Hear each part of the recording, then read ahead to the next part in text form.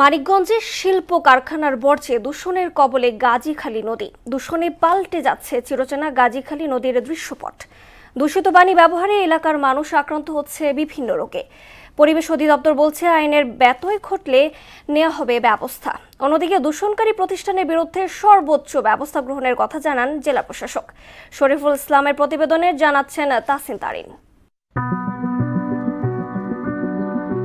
এইভাবেই সরাসরি গাজীখালী নদীতে ফেলা হচ্ছে কলকারখানার বর্জ্য। গাজীখালী নদী এখন ভয়াবহ দূষণে অস্তিত্ব সংকটের মুখে, যা শুধু নদী দূষণ নয়, পরিবেশের হুমকি হয়ে দাঁড়িয়েছে। দূষিত পানির দুর্গন্ধে চরম ভোগান্তিতে নদী পাড়ের মানুষ আক্রান্ত হচ্ছেন নানা রোগ ব্যাধিতে।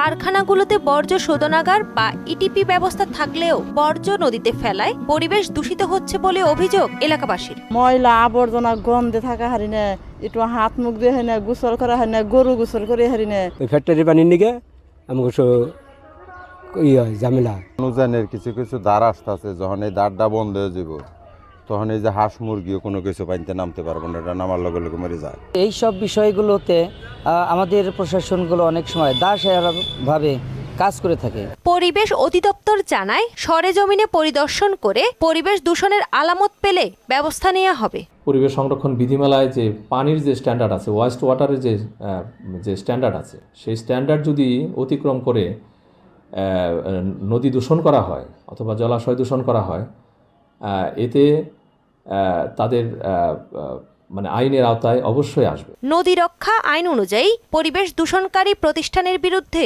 সর্বোচ্চ ব্যবস্থা গ্রহণের কথা জানান জেলা প্রশাসক। পরিবেশ অধিদপ্তরের সাথে আবারও বসবো এবং সে ধরনের কোনো অভিযোগ যদি পাওয়া যায় তাহলে বিধি অনুযায়ী আমরা সর্বোচ্চ ব্যবস্থা গ্রহণ করব তাদের বিরুদ্ধে। নদীর স্বাস্থ্য রক্ষার জন্য এবং নদী রক্ষার জন্য, নদীর সম্পদ রক্ষার জন্য জেলা প্রশাসন সার্বিক দায়িত্ব পালন করবে। স্থানীয়দের দাবি, এক সময়ের খরস্রোতা নদীটি যেন পুনরায় দখল ও দূষণমুক্ত করে পরিবেশ সুরক্ষায় কার্যকর ব্যবস্থা নেয় সংশ্লিষ্ট কর্তৃপক্ষ। তাহসিন তারিন, মোহনা সংবাদ।